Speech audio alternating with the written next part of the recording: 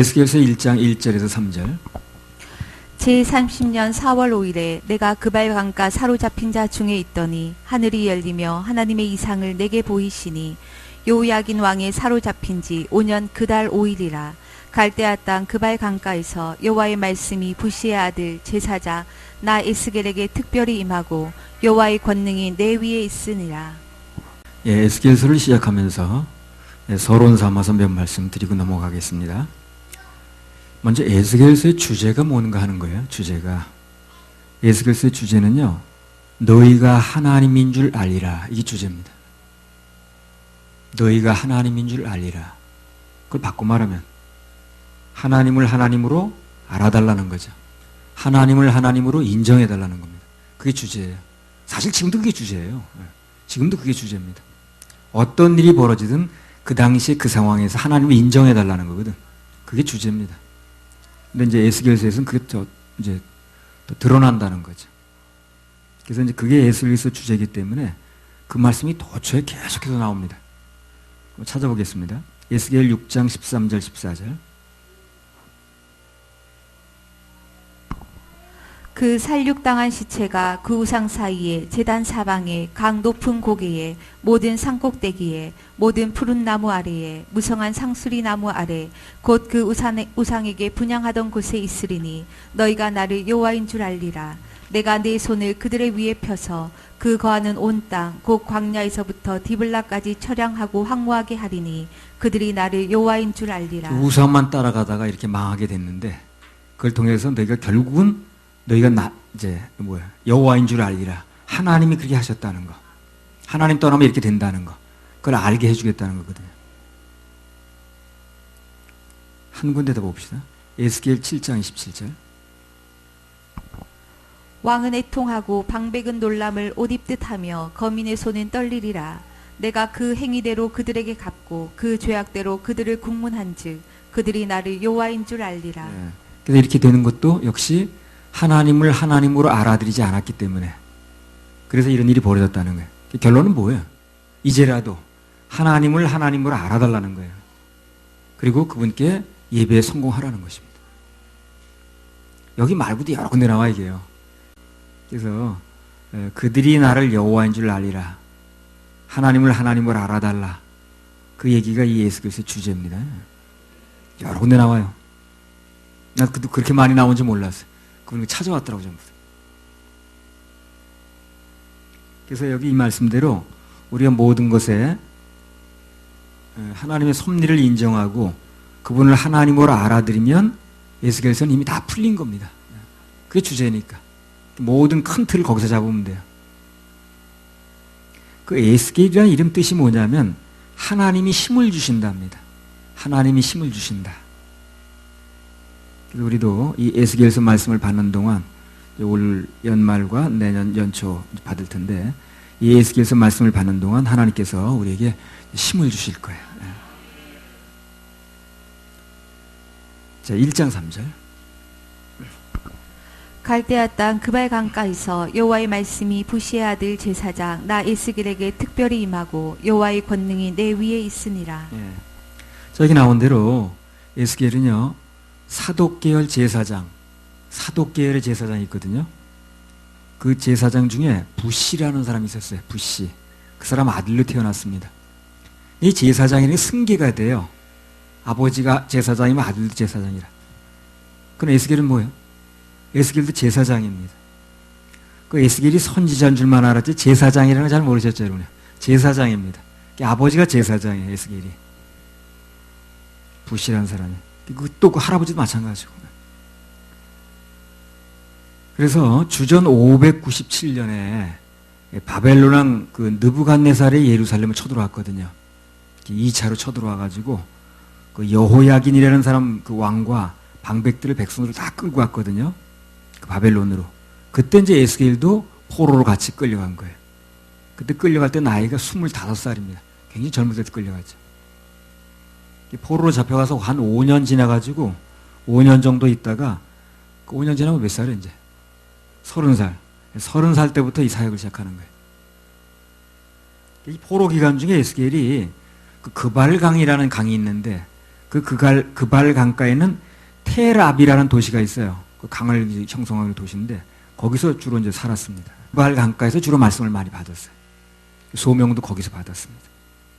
민수기 4장 2절 3절.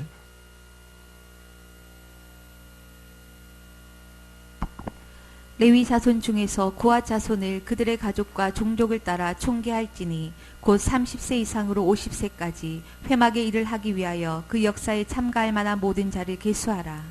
자, 하나님께서 레위 자손들이 몇 살부터 사역한다 그랬어요? 30세부터. 그래서 오늘 에스겔이 몇 살부터 했습니까? 30세부터. 성경에 딱 맞는 나이 사역을 하는 거예요, 지금요. 예수님은 몇 살부터 하셨습니까? 30세. 그분도 모든 걸 다 법대로 하는 거죠, 이게. 성경에 보면 굉장히 질서적이에요, 이게요. 그냥 생각나는 대로 하는 게 아니라요. 에스겔이 예레미야하고 동시대에 살았어요. 같은 시대에 살았습니다. 근데 예레미야보다 나이가 어려요. 예레미야는 나이가 많이 들었고, 그 당시에. 그리고 이 에스겔은 이제 막 피어나는 청년이라. 동시대에 이제 살았습니다. 그래서 그러다 보니까 이 에스겔이 이미 젊은 시절부터 예레미야의 예언을 많이 들었습니다. 예레미야가 설교하는 거, 또 선포하는 거 이런 걸 많이 듣고 자란 사람이에요. 에스겔이. 그러니까 그 영향을 많이 받았다고 봐야죠. 아무튼 그 제사장이다 보니까 이제 성전에서 봉사를 해야 되거든. 그게 이제 일하는 게 그 제사장 임무 아닙니까? 그걸 이제 자기는 사모하고 하길 원했는데 계속 포로로 잡혀가게 된 거예요. 제사장 일을 어떻게 이제 포로로 잡혀가니까 못하게 된 거예요. 그러니까 실망이 큰 거죠. 그 제사장 일을 하고 싶었는데, 포로로 잡혀 바벨론에서 제사장 할 일이 없잖아요. 성전도 없는데. 누가는 시키지도 않고. 그러니까 못하게 된 거예요, 그걸. 그러니까 아주 실망했습니다, 그래서. 근데 오늘 보니까요, 이 하나님께서 제사장 일은 이 사람이 못하게 됐는데, 대신 뭘로 쓰는 거예요? 예언적인 선지자로 쓰는 거예요. 이 에스겔을. 그래서 이제 포로가 된 상태이지만, 에스겔을 여전히 당신의 사역자로 쓰셨다는 겁니다, 하나님께서. 하나님께서는요, 환경 여부와 관계없이 사람들 다 쓰실 수 있어요. 환경이 바뀌었다고 내가 쓰임 못 받는 게 아니에요. 이 환경은 좋은데 저런 환경이 되면 내가 못 쓰임 받을까? 그렇지는 않습니다. 어떤 환경이 돼도 하나님의 사람들은 그분이 쓰시고자 하면 쓰임 받을 수 있어요. 나라가 망했는데 포로가 됐는데 제사장 일을 못해도 예언자로 또 쓰는 거예요. 환경 여부 관계없이 사람들을 다 쓰시니까 하나님께서 하나님의 사람들은 어떤 경우에도 절대로 낙심하거나 좌절할 필요가 없습니다. 없습니다. 언제 어느 때든 하나님께 쓰임 받고자 하는 그 마음 하나만 가지고 있으면 그러면 반드시 그 마음을 받으시는 거예요. 그리고 쓰시는 겁니다. 그래서 이 포로 전에는 주로 이제 예레미야를 쓰셨고 그리고 포로 후에는 주로 에스겔을 쓰셨습니다. 그래서 예레미야는 포로 전에 그 쓰임 받은 사람이고 그리고 에스겔은 포로로 잡혀가서 포로 후에 쓰임을 주로 받았습니다. 아무튼 그래서 환경이 포로라고 해서 하나님께서 못 쓰시는 게 절대로 아니니까 걱정할 필요가 없다는 거예요. 준비만 하고 기다리면 됩니다. 자, 근데 우리가 여기서 한 가지 생각해 볼 게 뭐냐면 에스겔이 하나님께 쓰임 받는 건 좋은데 이렇게 포로로 잡혀와서 이렇게 포로로 잡힌 상태에서 사역하길 원했을까요? 에스겔이? 그러진 않겠죠. 그러진 않았을 겁니다. 자기 나라에서 그냥 쓰임 받길 원했지 포로로 잡혀와서 이렇게 그 여러 가지 불편한 그런 상황에서 그렇게 사역하길 원치는 않았을 겁니다. 신약 때 바울도 마찬가지예요. 복음 전하고 싶은 마음은 있었어요, 그 사람도. 그러나 그렇게 죄수로 잡혀서 쇠사슬에 묶여서 그렇게 로마로 가길 원치는 않았을 겁니다. 사역자들은 하나님의 일을 하되 그 방법은 내가 좋아하는 방법대로가 아니라는 거예요. 내가 좋아하는 방법대로가 아니고 그분의 방법대로입니다. 그분의 방법대로. 그걸 인정하고 들어가야 돼요. 그게 인정이 안 되면 사역이 너무 힘듭니다. 내 머리하고 틀린 거예요.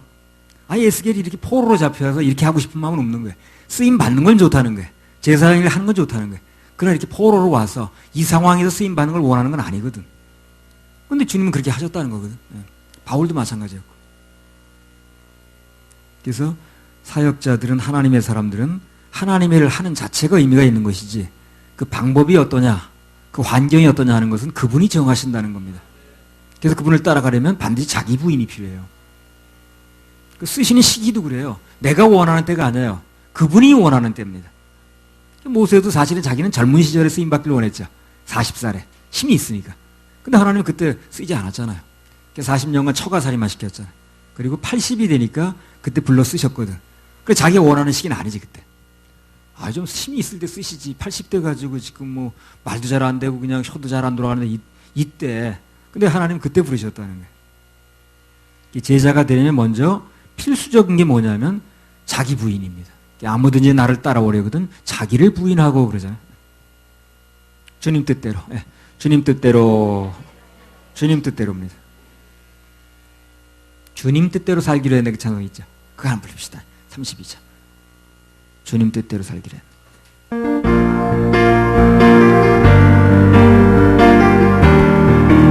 주님 뜻대로 살기로 주님 뜻대로 살기로 해. 주님 뜻대로 살기로 해. 주님 뜻대로 뒤돌아서지 않게 뒤돌아서지 않게. 이 세상 사람 날 몰라줘. 이 세상 사람 날 몰라줘. 이 세상 사람 날 몰라줘. 뒤돌아서지 않게. 세상 등지고 십자가 세상 등지고 십자가 세상 등지고 십자가 뒤돌아서지 않게. 아멘. 에스겔 1장 1절 다시 읽어보세요. 제30년 4월 5일에 내가 그발 강가 사로잡힌 자 중에 있더니 하늘이 열리며 하나님의 이상을 내게 보이시니. 뭔가 되려면 하늘이 열려야 돼요. 목회도 그렇고 집회도 그렇고 치유도 그렇고 각종 사역도 다 마찬가지입니다. 뭐가 되려면 제일 먼저 하늘이 열려야 됩니다. 그 하늘이 언제 열리느냐는 거예요. 언제. 주님 밖에는 길이 없다고 믿어질 때 그때 열립니다. 아직 자기 생각이 있으면 길이 열리지 않아요. 주님 밖에는 길이 없습니다. 이게 아주 절실해질 때 그때 길이 열립니다. 포로로 잡혀가서 길이 없죠. 그러니까 이제 열리는 거예요, 이 길이. 아직도 내 방법이 남아있고 나를 믿는 게 있으면 하늘이 열리질 않아요. 왜 안 열리냐면요, 그렇게 열어줘 봤자 그 길을 가질 않아. 그 사람이 자기 방법이 남아있는 사람은 하나님께서 길을 열어줘 봤자 그 길을 안 간다니까. 그 길이 내가 가기 편한 길이 아니거든. 생각대로 되는 길이 아니니까 그 길을 가질 않아요. 그래서 그 길을 열질 않습니다. 하늘문은, 하늘길은 하나님밖에 방법이 없을 때 열리는 거예요. 자기 방법이 남아있는 사람 열어줘 봤자 그 길을 가질 않거든. 우리 구원도 마찬가지입니다. 오직 예수님 보혈의 은혜 외에는 방법이 없다고 믿어져야 돼. 그래야 구원이 이르는 거예요. 그래 그런 사람 구원 말이 없어. 근데 뭘 자기 방법이 있는 사람은 뭐가 또 그래도 뭘 해야 된다는 둥, 이걸 해봐야 된다는 둥, 저걸 하면 안 된다는 둥, 웬 자기 방법이 이렇게 많은지. 예수님 보혈의 은혜 외에는 방법이 없다고 믿어져야. 그래야 생명 얻는 회개가 되는 거예요. 그리고 생명 얻는 회개가 돼야 구원이 되는 것입니다. 내가 뭘 하고 안 하고 그런 것에 이제 구원의 근거를 두면 하늘이 열리질 않아요. 구원이 되질 않습니다. 어쩌면 우리가 안 되는 방법만 쓰고 있는지 사람들이. 에스겔서 1장 2절 3절. 요야긴 왕이 사로잡힌 지 5년 그달 5일이라 갈대아 땅 그발 강가에서 여호와의 말씀이 부시의 아들 제사장 나 에스겔에게 특별히 임하고 여호와의 권능이 내 위에 있으니라. 자, 여기 보면 이 에스겔서를 주제를 뭐 이제 쭉 읽어보면 그 얘기가 많이 나오거든요. 여호와의 말씀이 부시의 아들 제사장 나 에스겔에게 특별히 임하고 그랬거든요. 계속해서 임하는 거예요, 말씀이. 그게 사역이 되는 겁니다. 그 말씀은 연구해서 머리에서 막 짜내는 게 아니야, 이게. 그게 아니고 하늘에서 임하는 겁니다. 하늘에서 임하는 거예요. 하늘에서 임하니까 세상 사람들하고 다른 얘기를 할 수 있는 거예요. 그래서 앞으로도 계속해서 나오겠습니다만 에스겔이 아무 때나 사역을 하는 게 아니에요. 그에게 말씀이 임하면 그러면 그때부터 사역이 되더라고. 아무 데나 하고 싶은 데 하는 게 아니에요. 가만히 있다가 어느 날 갑자기 임해요. 그럼 그때부터 그 말씀을 선포하면서 이제 사역이 시작되는 거예요. 뭐 그런가 안 그런가 몇 가지 또 찾아보겠습니다. 에스겔서 6장 1절에서 5절. 여호와의 말씀이 내게 임하여 가라사대 인자야 너는 이스라엘 산을 향하여 그들에게 예언하여 이르기를 이스라엘 산들아 주 여호와의 말씀을 들으라 주 여호와께서 산과 작은 산과 시내와 골짜기를 대하여 말씀하시기를 나 곧 내가 칼로 너희에게 임하게 하여 너희 산당을 멸하리니 너희 제단이 황무하고 태양상이 회파될 것이며 내가 또 너희 중에서 살육을 당하여 너희 우상 앞에 엎드러지게 할 것이라 이스라엘 자손의 시체를 그 우상 앞에 두며 너희 해골을 너희 제단 사방에 흩으리라. 그렇죠. 하나님의 말씀이 그에게 임하면서 예언 사역이 시작이 되죠. 이게 원래 정상이에요. 말씀이 임하면서 사역이 되는 겁니다. 그냥 뭐 책에서 짜내가지고 연구해서 하는 게 아니라니까 이게. 7장 1절에 3절 읽으세요. 여호와의 말씀이 또 내게 임하여 가라사대 너 인자야 주 여호와 내가 이스라엘 땅에 대하여 말하노라 끝났도다 이 땅 사방의 일이 끝났도다 이제는 내게 끝이 이르렀나니 내가 내 진노를 내게 발하여 내 행위를 국문하고 너의 모든 가증한 일을 보응하리라. 예, 역시 마찬가지입니다. 여호와의 말씀이 또 내게 임하여 가라사대. 그럼 뭐가 되는 거예요? 또 사역이 되는 거예요. 에스겔 12장 1절 13장 1절 계속 읽어보세요. 그게 계속 나옵니다. 말씀이 임하면 사역이 되는 거예요.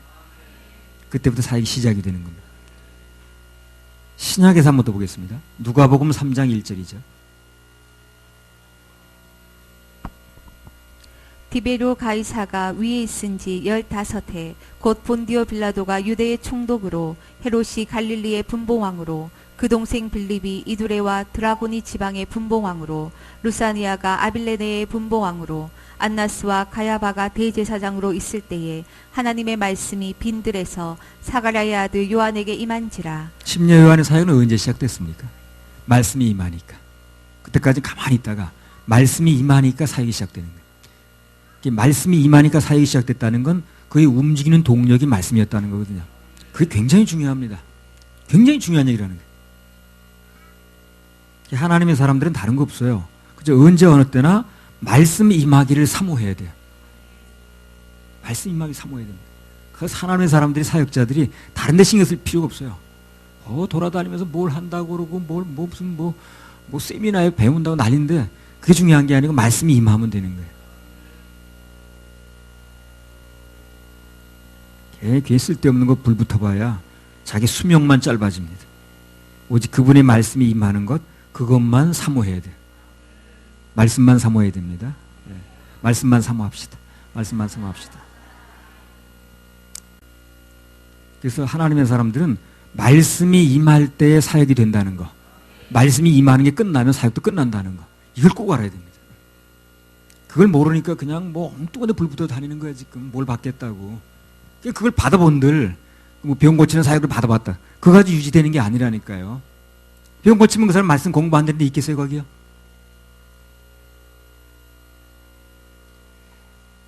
에스겔 1장 4절에 7절. 내가 보니 북방에서부터 폭풍과 큰 구름이 오는데 그 속에서 불이 번쩍번쩍하여 빛이 그 사면에 비치며 그 불 가운데 단쇠 같은 것이 나타나 보이고 그 속에서 네 생물의 형상이 나타나는데 그 모양이 이러하니 사람의 형상이라. 각각 네 얼굴과 네 날개가 있고 그 다리는 곱고 그 발바닥은 송아지 발바닥 같고 마광한 구리같이 빛나며. 예, 신기한 생물이 나타났습니다. 신비한 생물이 나타났습니다. 이게 에스겔서에 아주 굉장히 중요한 이제 역할을 하거든요. 그래서 이 생물이 무엇인가에 대해서 이게 무엇이냐 이 생물이 그 주석에 대부분 뭘로 해석을 해놨나 보니까 주석도 가끔 봐야나요. 왜냐면 다른 사람이 뭐라고 했는 걸 알아야 되니까. 그러나 주석 그대로 베껴 쓰지는 않습니다. 그거는 별 의미가 없는 거니까. 그러나 그들이 뭘 하고 말했는가 대부분 천사로 해석을 해놨더라고요. 천사래 천사. 많은 해석이 이렇게 나 있어요. 그 주석에 보니까. 근데 이거는요, 천사라기보다는 여기 나온 생물은 예수님의 형상을 상징화했다고 보는 게 더 정서적입니다. 그 얘기를 쭉 할 거예요, 이제부터. 매우 신비한 이제 생물이 나왔기 때문에 뭐 정확하게 이것을 딱 부러져 이거라고 말하기는 어렵겠습니다만 이제부터 이제 맞춰보려는 그 구절에 의하면 예수님의 형상이 맞습니다, 이게. 자, 에스겔 1장 7절 한번 읽어보세요. 그 다리는 곱고 그 발바닥은 송아지 발바닥 같고 마광한 구리같이 빛나며. 다리 모양을 설명을 하는데 이 생물을 에스겔서에서는 마광한 구리 같다 그랬습니다. 그러니까 이제 그 광을 냈다 그 말이에요. 구리를 광을 내 바짝바짝한다 그 말이거든요. 자, 다니엘서 10장 6절 한번 읽어보세요.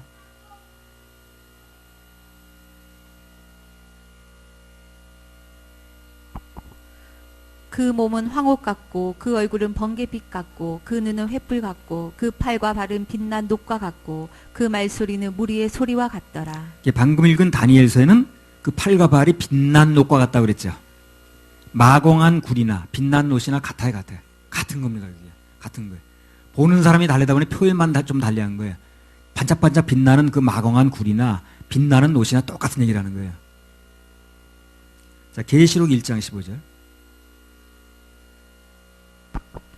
그의 발은 풀무에 단련한 빛난 주석 같고 그의 음성은 많은 물소리와 같으며. 계시록 1장에 나오는 건 분명히 예수님 말씀하시거든요. 근데 그 계시록 1장 15절에 보면 예수님 발을 표현하는데 풀무에 단련한 빛난 주석 같다 그러죠. 똑같은 얘기입니다. 이게. 똑같은 거예요. 빛난 노시나 빛난 주석이나 표현만 좀 다를 뿐이지 예수님 발을 표현하는 거예요. 에스겔 1장 13절. 또 생물의 모양은 숯불과 횃불 모양 같은데 그 불이 그 생물 사이에서 오르락내리락 하며 그 불은 광채가 있고 그 가운데서는 번개가 나며. 예. 이것도 계시록 1장에 나오는 예수님의 형상을 비교를 해보는 거예요. 계시록 1장 16절. 그 오른손에 7별이 있고 그 입에서 좌우에 날선 검이 나오고 그 얼굴은 해가 힘있게 비추는 것 같더라. 그러니까 에스겔서에서는 생물의 모양이 불 같다고 그랬습니다. 계시록에서는 그 얼굴이 해가 힘있게 비치는 것 같다고 그랬어요. 다 주님의 모습을 표현하는 겁니다. 그래서 에스겔서에 나오는 생물의 모양과 계시록 1장에 나오는 주님의 모습이 표현만 약간 다르지 아주 그 똑같은 얘기를 하는 거예요. 비슷합니다. 에스겔 1장 24절.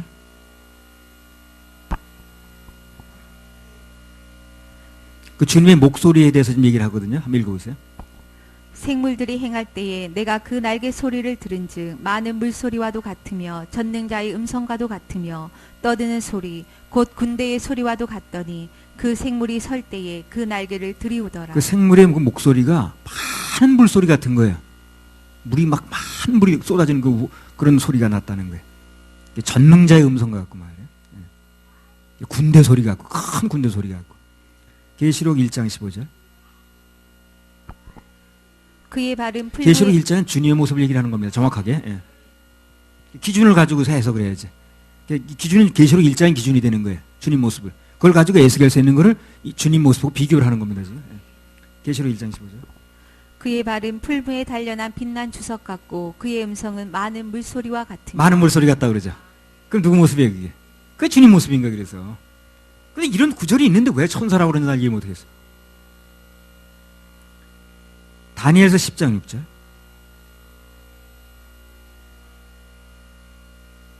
그 몸은 황옥 같고 그 얼굴은 번개빛 같고 그 눈은 횃불 같고 그 팔과 발은 빛난 녹과 같고 그 말소리는 무리의 소리와 같더라. 그러니까 다니엘서 10장도 주님 모습을 상징하는 거거든요. 그 목소리 많은 무리의 소리 같다고 그러잖아요. 에스겔서나 다니엘서 기록된 거 계시록에 나온 주님 목소리가 같습니다. 많은 물소리 같기도 하고 많은 무리 소리 같기도 하고. 이게 왜 그러냐면요, 주님 음성은 한번 나오게 되면요 많은 사람이 듣는 거예요. 이걸요 수많은 천군 천사가 다 듣는 거예요. 우리 땅에 살고 있는 우리만 듣는 게 아니에요. 수많은 온 우주에 퍼져 있는 천군 천사가 다 듣습니다. 그걸 온 우주 만물에게 수천 수백 가지를 동시에 나가요. 주님 목소리가. 그러니까 이렇게 많은 물소리처럼 들리는 거예요. 우리는 나한테만 들리는 음성만 생각하는데 그렇지 않아요. 주님이 말씀하신 음성은 온 우주가 다 듣는 거예요. 심지어 생물들까지 다 들어요. 그러니까 많은 물소리처럼 나가는 거예요. 우리는 단일 목소리 나가요. 단일 목소리. 단일 목소리 나가죠. 근데 하나님 목소리는 그렇지 않아요. 그래서 꽃도 듣고 개도 듣고 짐승도 듣고 사람도 다 듣는 거예요. 자기 들리는 소리도 다 들리는 거예요, 이게. 꽃이 피라고 하나님 말씀하시고 꽃이 피는 거예요. 우리는 못 듣지만 그 소리를, 꽃은 듣는 소리로 나가는 거예요. 그게 많은 소리로 나가버립니다. 이게 신비한 얘기이기 때문에 우리가 딱 부러지게 이거라고 말하기는 어려워요. 우리 인간은 동시에 여러 소리를 내길 어려워요. 여기서 내가 얘기를 해도 여기 모인 사람만 듣는 거지 온 우주가 듣기가 말할 수가 없다고. 그리고 또 여기 뭐 외국 사람이 와 있으면은 동시에 내가 그냥 뭐 여기 뭐 한국말, 미국말, 뭐 영국말 이렇게 할 수가 없는 거예요. 근데 주님이 하시는 말씀은 동시에 여러 말을 다 들리는 거예요. 많은 물소리가 들리는 거예요, 이게. 우리 인간은 동시에 여러 소리를 낼 수가 없어요. 우리 목소리는 아무리 해도 물소리 같은 그런 많은 군대 소리를 낼 수가 없습니다. 자, 열왕기하 7장 3절에 7절 한번 읽어보세요.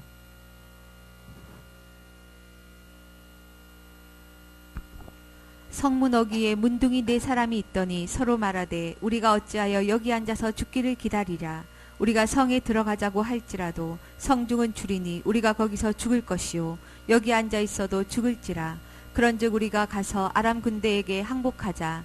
저희가 우리를 살려두면 살려니와 우리를 죽이면 죽을 따름이라 하고 아람 진으로 가려 하여 황혼에 일어나서 아람 진가에 이르러 본즉 그곳에 한 사람도 없으니 이는 주께서 아람 군대로 병거 소리와 말 소리와 큰 군대의 소리를 듣게 하셨으므로 아람 사람이 서로 말하기를 이스라엘 왕이 우리를 치려 하여 헷 사람의 왕들과 애굽 왕들에게 값을 주고 저희로 우리에게 오게 하였다 하고 황혼에 일어나서 도망하되 그 장막과 말과 나귀를 버리고 진을 그대로 두고 목숨을 위하여 도망하였습니다. 자, 여기 보면 문둥이 4사람이 막 쓰러지고 자빠지고 다리를 질질 끌면서 아람 진으로 가는데 주께서 어떻게 하셨냐면요, 아람 군대로 병거 소리와 7장 6절에 병거 소리와 말 소리와 큰 군대 소리를 듣게 하셨다 그랬어요.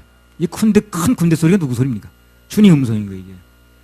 주님이 큰 음성으로 들리게 한 거예요, 이게. 그러니까 그냥 이 사람들이 그냥 막 혼비백산에 도망가는 겁니다, 지금. 아람 군대로 병거 소리와 말 소리와 큰 군대 소리를 듣게 해서 그들이 모든 것을 다 놔둔 채로 도망가게 만드는 거예요. 우리 주님의 음성이 많은 군대 소리 맞죠, 그죠? 네, 맞습니다. 그래서 우리나라도 지금 큰 군대 소리를 한번 말씀하셔야 돼요. 네. 이 말씀 재정리하면서 주님, 우리나라 좀 복잡한데요, 크게 우레와 같은 큰 소리만 바라주셔서 소란한 우리나라 잠잠케 할 주옵소서. 그렇게 기도했습니다. 뭐 사람들이 별별 소리 다 해도 주님이 큰 음성으로 한번 말씀하시면 돼요. 에스겔 1장 27절. 내가 본즉 그 허리 이상의 모양은 단수에 같아서 그 속과 주위가 불같고 그 허리 이하의 모양도 불같아서 사면으로 광채가 나며. 다니엘서 10장 6절. 다니엘서 10장, 에스겔 1장, 계시록 1장 똑같은 얘기를 하는 거예요. 다니엘서 10장 6절. 그 몸은 황옥 같고 그 얼굴은 번갯빛 같고 그 눈은 횃불 같고 그 팔과 발은 빛난 녹과 같고 그 말소리는 무리의 소리와 같더라. 계시록 1장 14절 15절. 그 머리와 털의 희기가 흰 양털 같고 눈 같으며 그의 눈은 불꽃 같고 그의 발은 풀무에 단련한 빛난 주석 같고 그의 음성은 많은 물소리와 같으며. 여기 주님의 몸에 대해서 묘사를 하는데 에스겔서에서는 달아있는 쇠, 달아있는 쇠는 빛이죠. 헐거기 달린 쇠는 안이 빛이잖아요. 불로 표현했습니다. 다니엘서 10장에는 황옥 같고 빛나는 놋과 같다 그랬어요. 계시록에는 풀무에 단련한 주석 같다 그랬어요. 똑같죠? 똑같은 겁니다, 이거. 그래서 한마디로 말하면 주님의 몸은 어떻게 해요? 엄청나게 광채가 나는 거예요. 엄청나게 광채가 나는 거예요. 앞으로도 천국에서 빛이 약한 사람은 주님 곁에 가기가 어렵습니다. 워낙 빛이 강해서. 그 다음에 에스겔 1장 28절.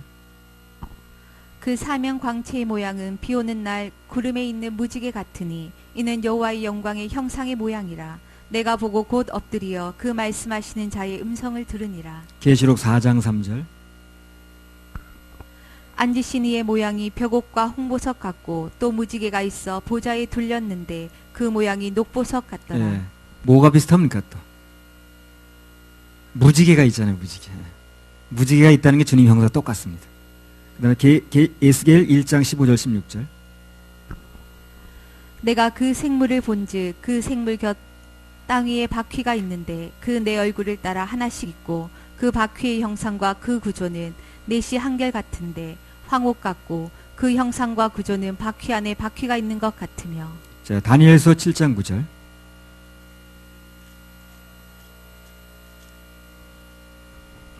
내가 보았는데 왕자가 놓이고 옛적부터 항상 계신 이가 좌정하셨는데 그옷은 희기가 눈 같고 그 머리털은 깨끗한 양의 털 같고 그 보좌는 불꽃이요 그 바퀴는 붙는 불이며. 그러니까 에스겔서나 다니엘서나 모두 예수님 발은 뭘로 표현해요? 바퀴로 표현해요. 바퀴로. 그래서 이제 이런 말씀들을 종합해 볼 때 오늘 에스겔서에 나오는 생물이 주님의 형상을 나타내는 게 맞죠? 맞잖아요. 여태 얘기했잖아요. 결정적인 것은요. 자, 이렇게 이제 비교해서 이제 결론이 이미 나왔습니다만 아주 결정적인 건 뭐냐면 오늘 본문이 그 생물을 여호와의 형상의 모양이라고 얘기를 한다는 거예요. 에스겔 1장 28절. 여기서 모든 게 끝나버리는 거예요. 이제. 에스겔 1장 28절.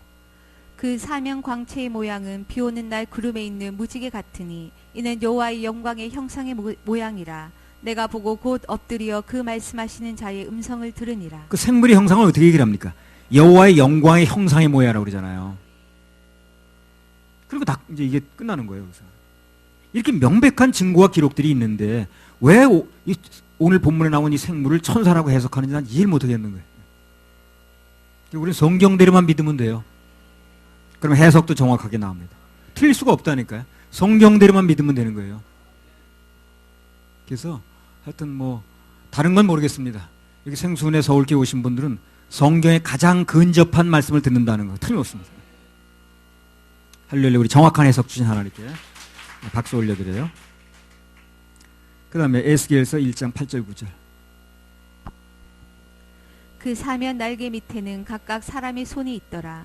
그 네 생물의 얼굴과 날개가 이러하니 날개는 다 서로 연하였으며 행할 때는 돌이키지 아니하고 일제히 앞으로 곧게 행하며. 예. 마태복음을 또 다른 말로 사자복음이라고 합니다. 사자복음. 이게 왜 그러냐면요. 옛날 왕은요. 그 왕의 표시를 사자 문양을 썼어요.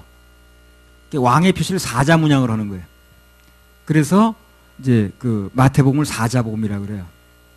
창세기 49장 9절에 10절.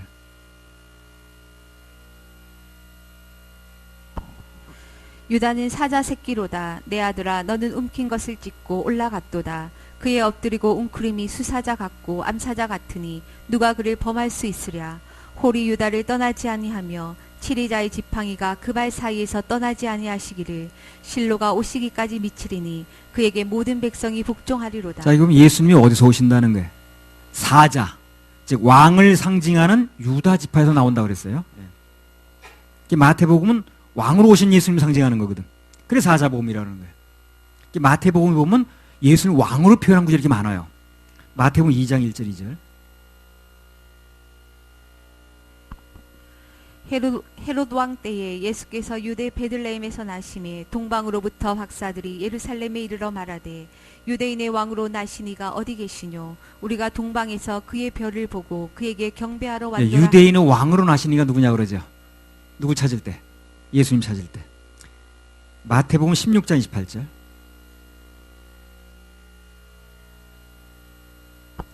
진실로 너희에게 이르노니 여기 섰는 사람 중에 죽기 전에 인자가 그 왕권을 가지고 오는 것을 볼 자들도 네, 인자가 왕권이 있다고 얘기하잖아요.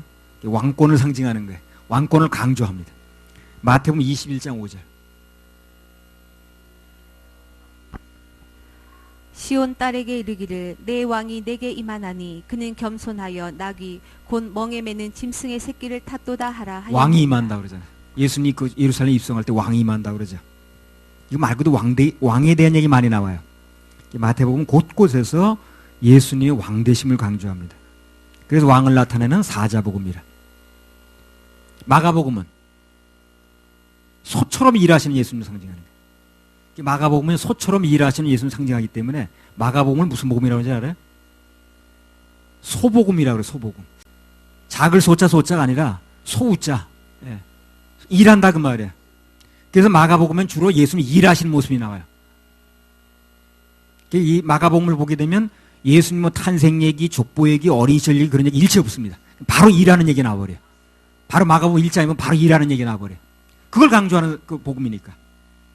그래서 마태복음 1장에 보면은 뭐 예수님 왕으로 태어난 거 뭐 왕의 족보가 나오고 뭐 예루살렘 그 무슨 저 박사들이 왕으로 찾아오는 그런 얘기가 나오잖아요.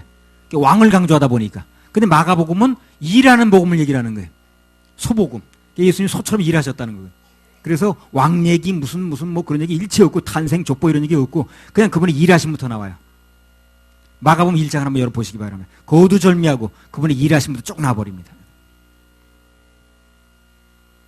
누가복음은요, 예수님의 사람 되심을 굉장히 강조를 해요. 그래서 인복음이라고 그래요. 인복음. 누가복음에는 다른 복음에는 없는 예수님의 그 인간적인 얘기가 많이 나와요. 어렸을 때 얘기도 나오고 복중 얘기도 나오고 태중 얘기도 나오고 그래요. 자, 누가복음 1장 39절에서 44절. 이때에 마리아가 일어나 빨리 산중에 가서 유대 한 동네에 이르러 사가랴의 집에 들어가 엘리사벳에게 문안하니 엘리사벳이 마리아의 문안함을 들으매 아이가 복중에서 뛰노는지라 엘리사벳이 성령의 충만함을 입어 큰 소리로 불러 가로되 여자 중에 내가 복이 있으며 내 태중의 아이도 복이 있도다. 내 주의 모친이 내게 나오니 이 어찌 된 일인고 보라 내 문안하는 소리가 내 귀에 들릴 때에 아이가 내 복중에서 기쁨으로 뛰놀았도다. 예수님 마리아의 복중에 있을 때 태동 얘기까지 나오죠. 다른 복음에 이런 얘기는 안 나오는 거예요. 여기서는 누가복음은 예수님의 인간됨을 강조하는 거예요. 완벽한 인간이어야 되거든. 그래 우리를 죄를 뒤집어 쓸 수 있거든.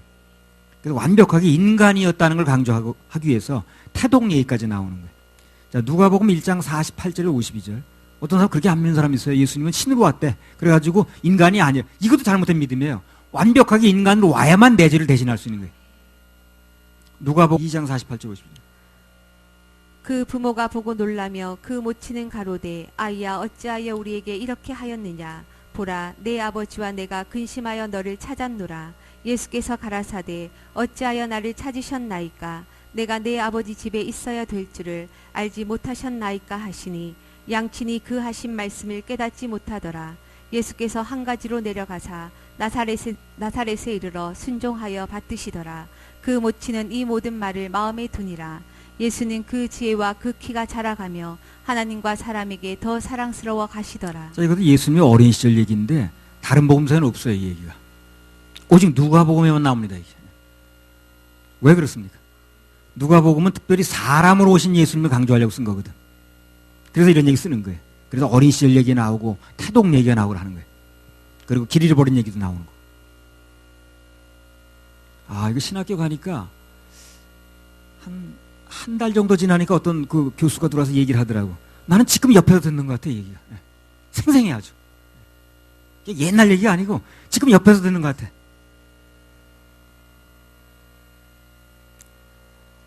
네 번째 책인 요한복음은요, 하늘에서 내려오신 예수님을 강조해요.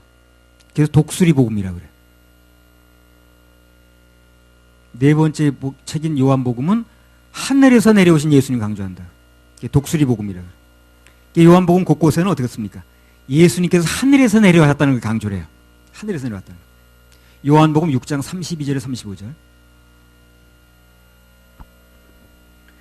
예수께서 이르시되 내가 진실로 진실로 너희에게 이르노니 하늘에서 내린 떡은 모세가 준 것이 아니라 오직 내 아버지가 하늘에서 내린 참떡을 너희에게 주시나니 하나님의 떡은 하늘에서 내려 세상에게 생명을 주는 것이니라. 저희가 가로되 주여 이 떡을 항상 우리에게 주소서. 예수께서 가라사대 내가 곧 생명의 떡이니 내게 오는 자는 결코 줄이지 아니할 터이요 나를 믿는 자는 영원히 목마르지 아니하리라. 님 자신을 뭐라고 표현합니까? 하늘에서 내린 떡이라고 그러죠. 하늘에서 내린 떡. 요한복음 6장 48절 51절. 내가 곧 생명의 떡이로라. 너희 조상들은 광야에서 만나를 먹었어도 죽었거니와 이는 하늘로서 내려오는 떡이니 사람으로 하여금 먹고 죽지 아니하게 하는 것이니라. 나는 하늘로서 내려온 산떡이니 사람이 이 떡을 먹으면 영생하리라. 나의 줄 떡은 곧 세상의 생명을 위한 내 살이로라 하시니라. 그래서 하늘에서 내려온 산떡이라고 그러잖아요. 하늘에서 내려온 만나가 다 예수님이 내려온 거예요. 이게. 그거 먹고 사는 거예요. 요한복음 특히 예수님이 하늘에서 내려오셨다는 걸 강조를 합니다. 그래서 하늘에서 내려왔다고 해서 독수리 복음이야. 자, 이렇게 놓고 오늘 본문이 예수께서 1장 10절 다시 한번 읽으세요. 그 얼굴들의 모양은 내세 아픈 사람의 얼굴이요. 사람의 얼굴은 뭡니까? 누가복음을 얘기를 합니다. 그 다음에 내세 우편은 사자의 얼굴이요. 이건 뭘 얘기를 합니까? 마태복음을 얘기를 합니다. 내세 좌편은 소의 얼굴이요. 이건 뭘 얘기를 합니까? 마가복음을 얘기를 합니다. 내세 뒤는 독수리의 얼굴이니. 이거는요, 요한복음을 얘기를 하는 거예요. 그래서 오늘 예수께서에 나온 생물은 정확하게 예수님과 그분의 네 가지 사역을 얘기를 하는 거예요. 정확하게 예수님 사역을 상징하는 겁니다. 그리고 이 생물이 예수님 맞는 거예요. 그래서 아까 모습을 보나 사역의 내용을 보나 똑같이 예수님인 거예요. 예수께서 1장 11절 14절 그 얼굴은 이러하며 그 날개는 드럽혀서 각기 둘씩 서로 연하였고 또 둘은 몸을 가리웠으며 신이 어느 편으로 가려면 그 생물들이 그대로 가되 돌이키지 아니하고 일제히 앞으로 곧게 행하며 또 생물의 모양은 숯불과 횃불 모양 같은데 그 불이 그 생물 사이에서 오르락내리락하며 그 불은 광채가 있고 그 가운데서는 번개가 나며 그 생물의 왕래가 번개같이 빠르더라. 때가 되면 14절에 보면 그 생물의 왕래가 번개같이 빠르다고 그랬어요. 그래서 이 세상에 예수님만큼 빠른 분이 없어요. 가장 빠른 분이 그분이라. 예수님 재림 시에도 그분은요 번개같이 옵니다. 순식간에 와버려요. 호련히 임합니다. 사람들이 준비할 시간이 없는 거예요. 그때 가서 준비하려면 번개같이 옵니다. 이 세상에 예수님만큼 빠른 분이 없다니까. 그분이 재림 때 번개같이 오는 거예요. 휴거도 번개같이 시킵니다. 그래서 아무도 같이 따라가지도 못하고 그분이 오실 때 준비할 시간이 없는 거예요. 그래서 그거 언제 해야 돼? 지금 해야 돼요. 지금. 그분이 얼마나 빠른 분이라는 걸 몰라요. 사람들이. 마태복음 24장 26절 27절 이 생물을 보게 되면요 그분이 얼마나 빠른 분이라는 게 나와요. 마태복음 24장 26절 27절 그러면 사람들이 너희에게 말하되 보라 그리스도가 광야에 있다 하여도 나가지 말고 보라 골방에 있다 하여도 믿지 말라. 번개가 동편에서 나서 서편까지 번쩍임 같이 인자의 임함도 그러하리라. 그렇죠. 번개처럼 임한다고 그러죠. 번개처럼. 그리 빨리 오는 거예요. 예수님만큼 빠른 분이 없어요. 아무도 따라가서 잡을 수도 없고 믿음으로 그분을 내 안에 모시고 그분의 생명이 나한테 살지 않는 한 내가 따라가서 될 일이 아닌 거예요. 노력해서 될 일도 아닌 거예요. 재림 준비를 그때 가서 한번 넣는 거예요. 그래서 지금 오늘 시간이 있을 때 준비하는 자가 슬기로운 다섯처냐. 슬기로운. 그래서 하나님 역사는 호련히 번개같이 하기 때문에 그게 시간이 많이 필요치 않습니다. 그래서 5분 전 하나님이에요. 그게 시간이 많이 필요치 않아요. 그분이 일하시는데. 몇십 년을 두고 뭐 하는 게 아니라 순식간에 해버리기 때문에 그래서 5분 전 하나님이에요. 5분 전까지도 우린 기다려야 됩니다. 5분 전까지도 하나님 믿어드려야 되는 거예요. 순식간에 하니까. 전에 그 뭐 어떤 학생 그 등록금 해결도 그냥 5분 전에 진짜 하잖아요. 예. 장미소 집사님도 집어넣는 것도 5분 전에 다 했습니다. 예. 해는 지고 가려고 그랬는데. 예. 지난번에 정병두 성도님 재판 하루 앞두고 예. 잃어본 서류 다 찾았다 그랬잖아요. 그러니까 그분이 그러더라고요. 5분 전 하나님이라고. 5분 전 하나님. 그분은 순식간에 합니다. 순식간에. 그래서 뭐 어제까지 안 됐어도 오늘 순식간에 할 수 있어요. 너무 빠릅니다. 예수께서 1장 15절 18절 내가 그 생물을 본즉 그 생물 곁 땅 위에 바퀴가 있는데 그 네 얼굴을 따라 하나씩 있고 그 바퀴의 형상과 그 구조는 넷이 한결 같은데 황옥 같고 그 형상과 구조는 바퀴 안에 바퀴가 있는 것 같으며 행할 때에는 사방으로 향한 대로 돌이키지 않고 행하며 그 둘레는 높고 무서우며 그 네 둘레로 돌아가면서 눈이 가득하며. 여기 바퀴는요 예수님의 통치를 의미합니다. 통치가 빠른 거예요. 그래서 이 세상은요 누가 뭐래도 하나님의 바퀴 굴러가는 대로 됩니다. 이게 통치가 바퀴라고 그랬죠. 그래서 이 세상 모든 것은 누가 뭐라고 누가 떠들어대도 예수님의 바퀴, 하나님의 바퀴가 흘러가는 대로 굴러가는 대로 가게 돼 있어요. 그게 역사의 수레바퀴라는 얘기 하나 합니까? 역사의 수레바퀴 바로 그 얘기예요. 그게 역사의 수레바퀴를 돌리는 게 하나님인 거예요. 그래서 바퀴를 얘기하잖아요. 그래서 하나님께서 바퀴를 돌린 쪽으로 돌아가는 거예요. 역사의 수레바퀴는 하나님이 움직입니다. 절대로 사람이 움직이는 게 아니라. 그래서 우리는 모든 것을 하나님께 맡기는 겁니다. 왜 그러냐면 모든 생의 바퀴, 더 나아가서 역사의 바퀴를 주님이 움직이시니까. 그래서 맡기는 거예요. 그래서 역사의 바퀴를 그분이 돌리시기 때문에 그분의 일하는 행동을 바퀴로 표현하는 거예요, 지금. 여기 바퀴가 내 얼굴을 따라 하나씩 있다고 그랬어요. 그죠? 바퀴가 내 얼굴을 따라서 하나씩 있다. 그 말이나 눈이 돌아가면서 360도 있다고 그랬죠. 돌아가면 다 있다고 그랬죠. 이 눈은, 하나님의 눈은 사각지대가 없어요. 그러세요. 운전하다 보면 사각지대가 있거든요. 그래서 뒤에 따라오는 그 차가 안 보이는 지대가 있다고.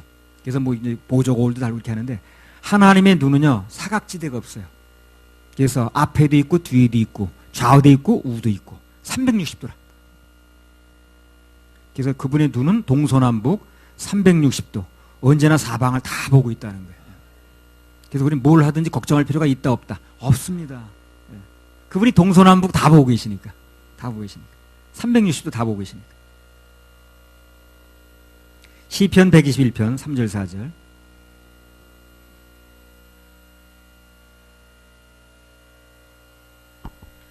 여호와께서 너로 실족치 않게 하시며 너를 지키시는 자가 졸지 아니하시리로다. 이스라엘을 지키시는 자는 졸지도 아니하고 주무시지도 아니하시리로다. 네, 그래요. 그래서 하나님의 눈은 360도 졸지도 않으셔요. 언제나 보고 있습니다. 우리 걱정할 필요 없습니다. 지금 우리나라 일도 주님이 다 보고 계셔요.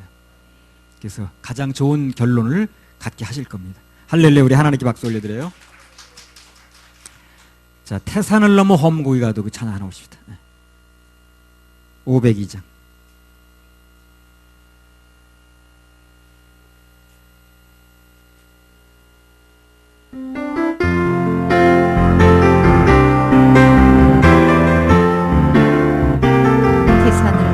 태산을 넘어 험고기 가도 이 가운데로 걸어가며 주께서 항상 지키시리로 약속한 말씀 변치 않으려 하늘의 영광 하늘의 영광 나의 맘속에 차고도 넘쳐 할렐루야 힘차게 부르며 영원히 주를 찬양하리.